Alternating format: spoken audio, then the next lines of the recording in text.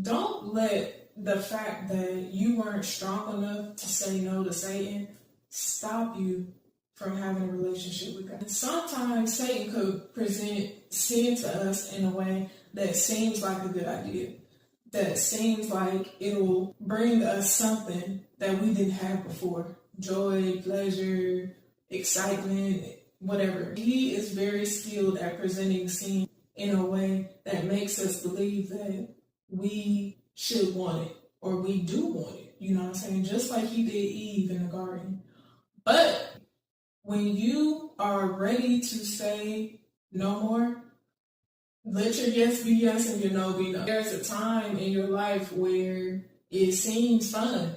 You know, it seems like a good idea, but you get to a point where it's not anymore. You know what I'm saying? And that's when you should step out of sin. Because you don't want to be delivered and go back and forth. But if you do get delivered and go back and forth, don't beat yourself up about that either. Maybe you don't have the knowledge. Maybe you didn't know what the difference between temptation and being set free and, you know, being bound. Maybe you didn't know what the difference between a stronghold and temptation was. So don't beat yourself up about it. You can still be set free. The thing I really want you to understand is that after you are set free, Satan is going to come back. He's always going to come back. You can count on the fact that he's going to come back and he's going to always tempt you with that thing, probably for the rest of your life. And he'll tempt you with whatever he knows is going to get you to allow him to come into your life. Sometimes we think when we get set free and delivered that's it.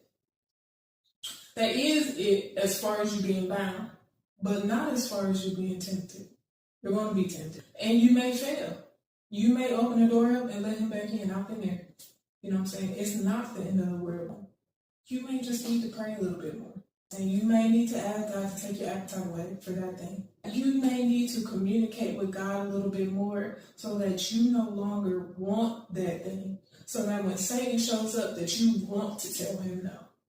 And whatever prayers you need to say, whatever conversation you need to have with the Lord, to get you in that place where you want to say no, those are the conversations you need to have. Those are the prayers that you need to release. It's not the end of the world, baby.